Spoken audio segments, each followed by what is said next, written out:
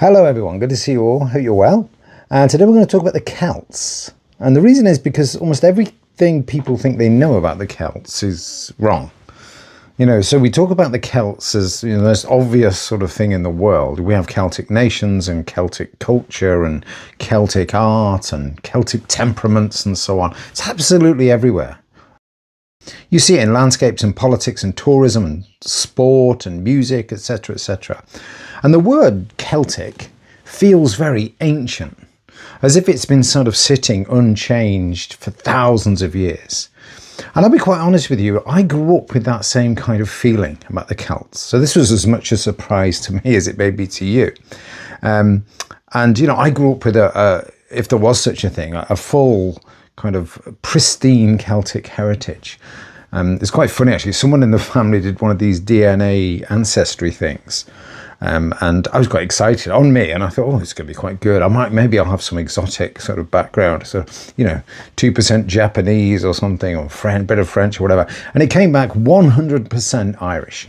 Nothing, not one little iota of difference. Absolutely not. Pure, uncut rural Ireland. That was it. So for me, it's sort of potato farmers all the way down, right the way back to the mist of time. So I suppose if anyone had a vested kind of interest in this sort of proud ancient Celtic lineage, it would be me. But here's the thing. When you actually look at where the idea of the Celts comes from, you find something very, very different. Because the Celts we talk about now are not an ancient civilization carried intact from the Iron Age. They're a modern invention, which is shaped, as we'll see, by Romanticism, Nationalism, and the way 18th and 19th century Europe liked to imagine its past. So what we'll do is we'll take this idea and we'll look at how it was constructed. And hopefully what you'll find is, as I did, that the real story is far more interesting and far more revealing than the version we grew up with.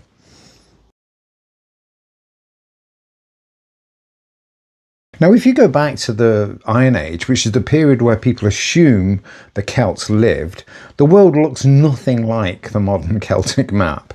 There is no unified Celtic nation, there's no shared political identity, there's no pan-European Celtic civilization with a common worldview. What you find instead is a mosaic of local cultures, of regional elites, shifting alliances, and very distinctive kind of material styles. And also, of course, you find communities who never once called themselves Celts. The term itself comes from the Greek word Keltoi. That's what you see in the Greek text. And like most labels applied by outsiders, it's vague, inconsistent, and not something that the people in question actually called themselves. Because you get a lot of this with Native American names, which you'll probably know. A lot of the names we have for Native American tribes and so on are actually labels that were given by their enemies. The white settlers arrived and said, who are that lot over there? Who's those people over there? And they were told a name. Oh, wow. You get this with the Apache, for example. The Apache comes from the Zuni word Apachu. It actually means the enemy. So the settlers were told that. Comanche's the same. Comanche comes from the Ute word, Kimansti. So mind you, the white settlers come over and go, oh, they look trouble. Who's those people who live over in that valley? Oh, they're the Comanche.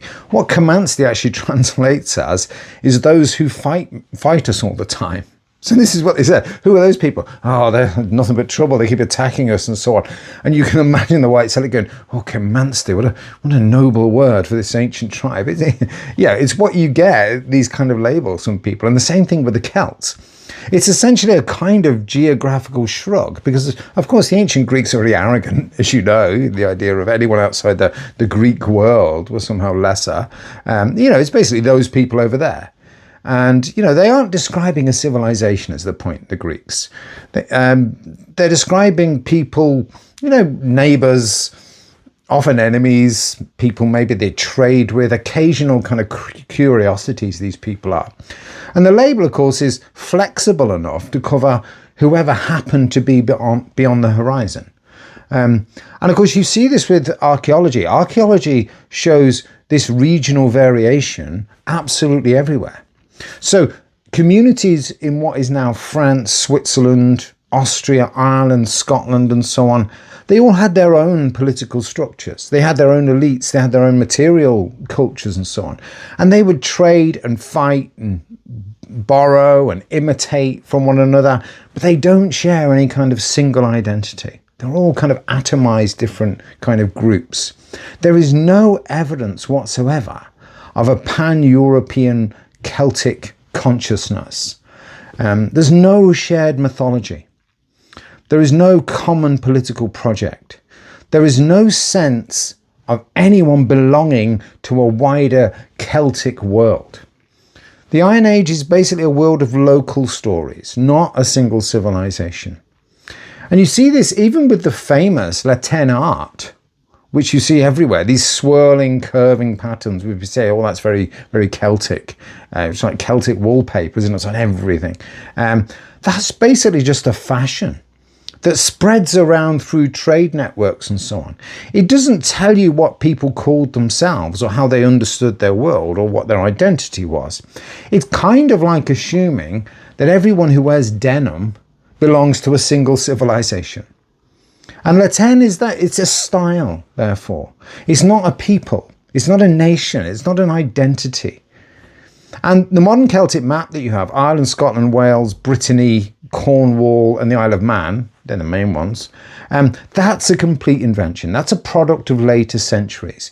It's a retrospective construction, drawn by people, essentially, who wanted to find unity, because all the Iron Age really offers is diversity. So the Iron Age reality is very messy, it's very local, it's very varied, and the Celtic myth is neat and unified and modern.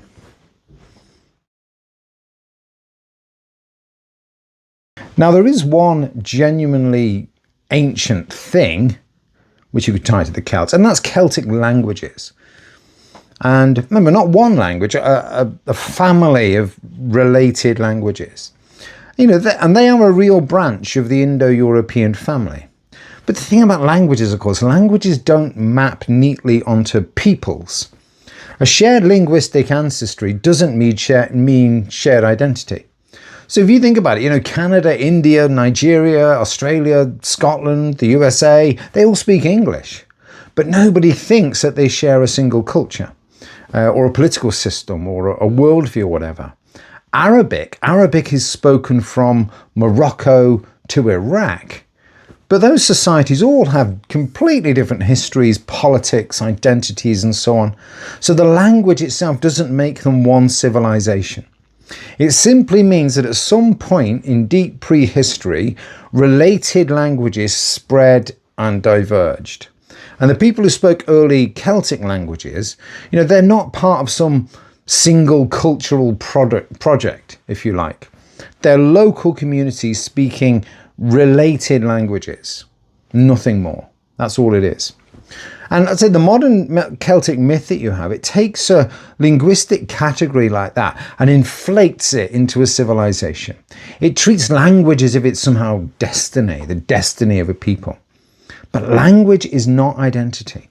Language isn't politics, and it isn't a civilization either. It's just a tool, language. And it's one that moves and changes and adapts and dies out and so on. And it spreads, of course, for reasons that have nothing to do with their ethnicity. Now, you know, the later medieval sources that you have, Irish manuscripts and Welsh poetry and Breton legends and so on, these themselves, when they're written, are written long after the Iron Age. So they're actually written at the time where the ancient Celts are meant to actually exist. And they do preserve lots of different traditions, but all from these different places. They don't describe a unified Celtic civilization. They describe local cultures with their own histories and their own concerns and so on. And of course, modern scholars and nationalists, what they do is they stitch these traditions together into a single kind of fake narrative. I mean, this is what, again, we'll talk more about nationalism as the time goes on in other videos, but that's what nationalists essentially do. They reimagine the past, smooth off all the rough edges and make it a straightforward sort of teleological story. And by the 18th century, the idea of a Celtic civilization becomes an inconvenient way to kind of organise this messy past, all these different peoples and places and ruins and things they're finding, all these stories. So, you get linguistic evidence is treated as kind of cultural evidence. Archaeological finds are treated as ethnic markers.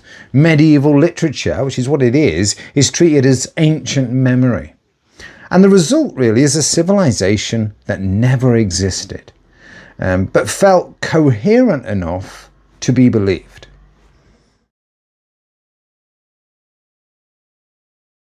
And this is where the modern story really begins. The Celts, as we talk about them today, were assembled in the 18th and 19th centuries. They were assembled, they weren't discovered.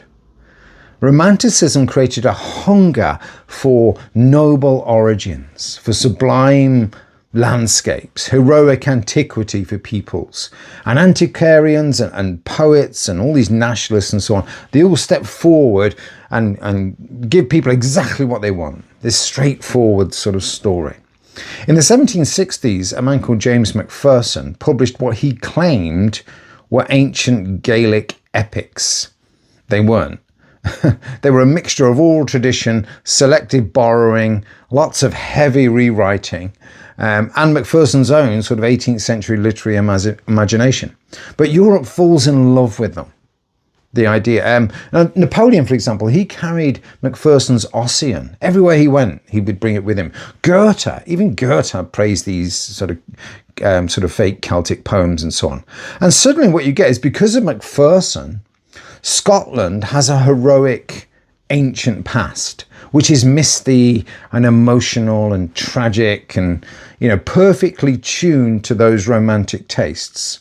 And crucially, Ossian himself goes further, because it creates what we think of as the Celtic temperament, which we've all kind of done. The Celt becomes a character, emotional, noble, tragic, poetic, a personality type, essentially, not a historical category.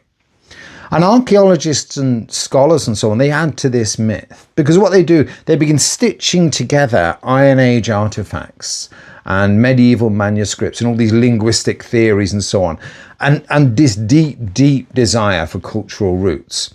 And out of this patchwork comes this new narrative, a single Celtic people stretching across Western Europe.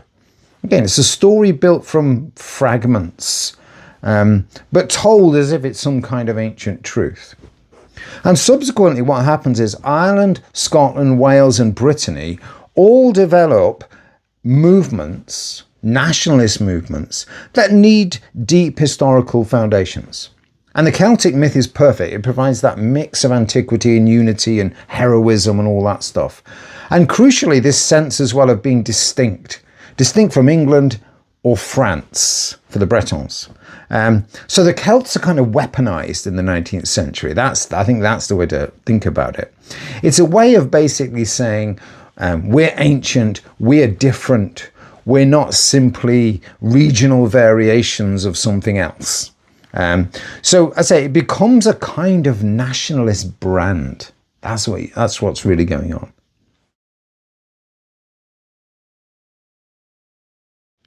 Now, I say the Celtic myth itself doesn't just invent a people, it invents a personality. The Celt is portrayed, and again, you'll have picked up on this, as sensitive and intuitive, emotional, musical, mystical, a tragic kind of figure. Again, completely fake this, but becomes a stock character now in European culture, the lyrical Celt. And alongside it, of course, and this is the key thing, Victorian thinkers created another fake identity, which was the Anglo-Saxon. And the Anglo-Saxon, of course, are painted as the antithesis of the Celt.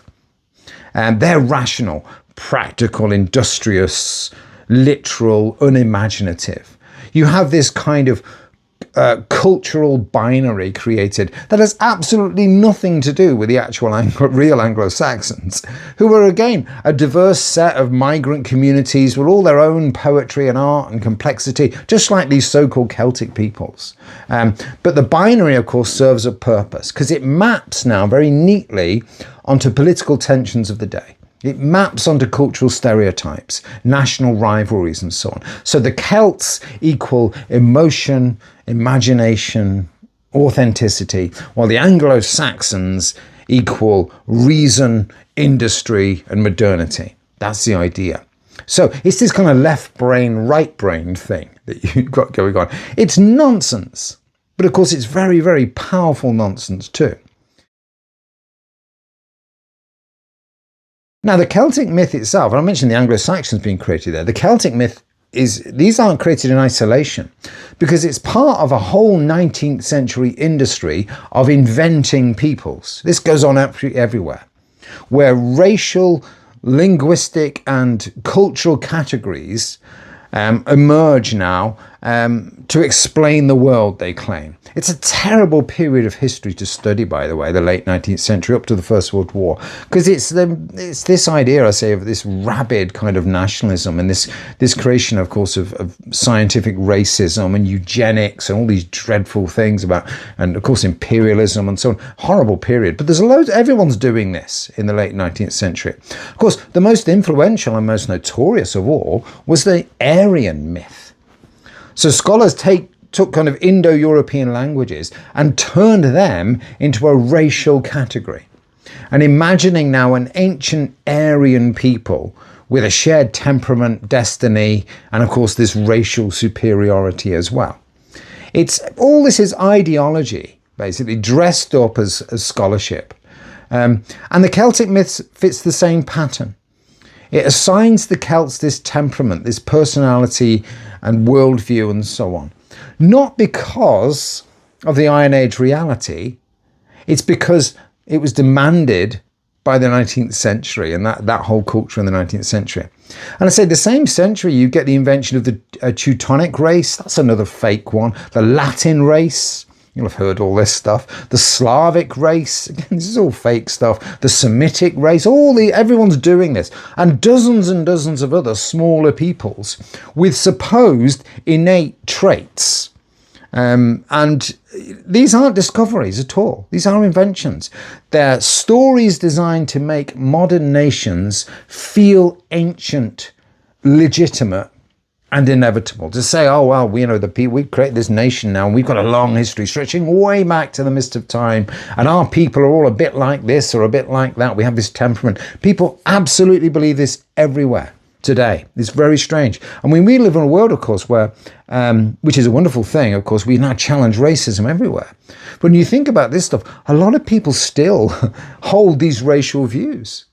They still believe in this idea of whatever Celtic blood or something, or that's the Latin spirit in this person. These kind of ideas all come from the 19th century. Eradicating that is a much, much more difficult thing.